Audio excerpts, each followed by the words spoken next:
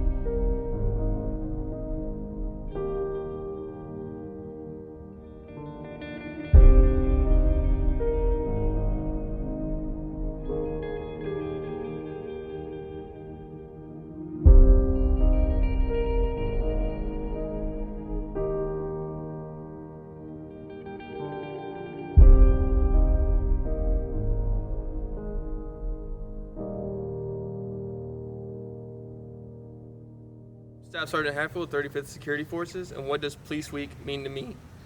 During Police Week, we pay special recognition to those law enforcement officers who have lost their lives in the line of duty for the safety and protection of others. As a nation, we rely on law enforcement to provide for the safety and security of our communities during crisis or disaster. Police officers never know what dangers the next call will bring. They always need to be at their best, especially when other people are at their worst. One of my favorite quotes is from the movie Hercules. It goes, "A true hero isn't measured by the size of his strength, but by the strength of his heart." Despite not wearing a cape, I would say these individuals are true heroes. So join me in saying thank you to those selfless public servants who wear the badge and put themselves in harm's way to keep us safe. Hello, I'm Master Sergeant Rivera Bonilla, 35th Security Forces, Fury Flight.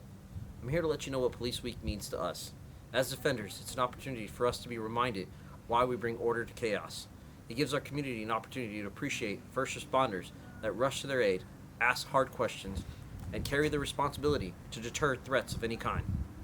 Police Week is a reminder that even on the hottest, coldest, and longest days, there is a larger sacrifice to be made, and we stand ready to do so if that means our community, loved ones, neighbors, and resources are safe and protected. We wear a badge and beret not only because we've earned it, but to give those that we serve a beacon to run towards and a shield to protect them against anything that jeopardizes them and their rights as human beings. Thank you for the opportunity to share what Police Week means to us. Morning, Defenders. Chief Quigley here. Just want to let you know what Police Week means to me. Police Week to me is a time to remember our fallen and ensure that we never get complacent. To never take our coworkers, friends, and family for granted. To continue to live our lives and perform our duties that will honor all our defenders, past and present. Rock on, Defenders. Enjoy the rest of Police Week. Hi, my name is Lieutenant Colonel Sproson. I'm the Security Forces Commander here at Masala. What does it mean? What does Police Week mean to me? The first word that comes up to mind is brotherhood. We in the military all sign up for something bigger than ourselves. We as defenders, police professionals, sign up for something a little bit more. We potentially place ourselves in danger on a daily basis. When we're on shift, we don't know when we're going to walk up to the next active shooter incident, domestic dispute incident, or the next high-risk traffic stop. We must rely on the personnel to the left and right of us. These personnel all walk the thin blue line. They help us get through these stressful moments. So what does Police Week mean to me? One word, brotherhood. When you think of one who enforces the law, what similarities come to mind? A badge and a gun, lights and sirens. A figure of authority, one who comes to crash the party. To the untrained eye, this is what law enforcement may be described as, but for me, and many others alike, it's much more complex than what can be seen by most. To the world, we are outsiders, referred to as them. But in the law enforcement community, we refer to one another as us. What does it mean to be one of us? Whether defender, master-at-arms, law enforcement officer, or special agent, being one of us is more than a job or a career field. It's more than protecting and serving. Digging deeper, it's more than a culture, more than a way of life. Being one of us is having a sense of purpose. And if you dig deep enough, it teaches unforgettable lessons along the way. Being one of us means standing the watch, side by side with someone you may have just met, but will be willing to die for. No matter what color, creed, or race, you watch their six and they watch yours. Every day, we stand the watch for hours, waiting for the minute when seconds are of the essence. Being one of us is preserving our past, present, and future. We enforce laws that keep our community safe, and we guard assets that protect our freedom. We never forget the fallen, and we honor those who came before us. We uphold traditions of the past, and we pave the way to new ideas for the future. Being one of us means thriving under pressure. We move to the fire when others run away, and when we do move, we are calm, collected, and 2 steps ahead. When others are in dire need of help, we are their peace of mind in the middle of chaos. We make command and sometimes split-second decisions when others can't. Throw us in the fire, and we feed off the friction. Being one of us is a life of leading and follow them. We lead early in our paths, and over time we learn to transform groups of people from different walks of life into unified teams moving in the same direction. We know when to lead, and we know when to follow. We hold each other accountable, and we pick each other up when one of us falls down. Being one of us is a life of service.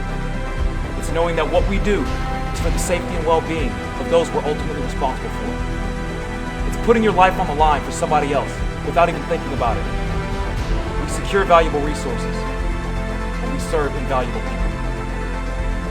Everyone here has their own definition of what it means to be one of us. We've all had our own experiences through our own individual journeys. But no matter what badge you wear, what title you hold, or what road you've traveled on, there's always one thing that will forever stay the course. Being one of us is being part of something greater than oneself. Hey Grant, thank you for your words. I want to thank all the team of Sala who have supported this year's National Police Week. I especially want to recognize the Navy and the Air Force personnel who, despite COVID, were able to put together successful events. Everyday peace officers man the front lines for society. They enforce the laws we have sworn to protect, despite the dangers that go along with that responsibility. These men and women are the sentries who put their lives on the line for the communities around them. The final guard marks the end of Police Week 2020. Throughout the past week, we participated in a few activities to honor our fallen brothers and sisters. Those who sacrificed their lives to protect and defend our laws, our country, and our way of life. As you walk away from here today, never forget our brothers and our sisters who upheld the highest traditions of our profession and paid the ultimate sacrifice. Also take the time to realize and understand that we, as law enforcement professionals, belong to something bigger than ourselves. We represent that thin blue line. Thank you for your continued dedicated service to the profession of arms and the military law enforcement. Have a great afternoon. Airman First Class Elizabeth Jacobson, Staff Sergeant Brian McElroy, Technical Sergeant Jason Norton, Bernard Chavez, Senior Airman Jason Nathan, Staff Sergeant Travis Griffin, Senior Airman Nicholas Alden, Staff Sergeant Todd Fabricio, Airman First Class Casey Ruiz, Senior Airman Nathan Sartain, Technical Sergeant Joseph Lim, Staff Sergeant Mono Casa, Master at Arms Second Class Michael Mansour, Sergeant Kuniko Miyamoto-san,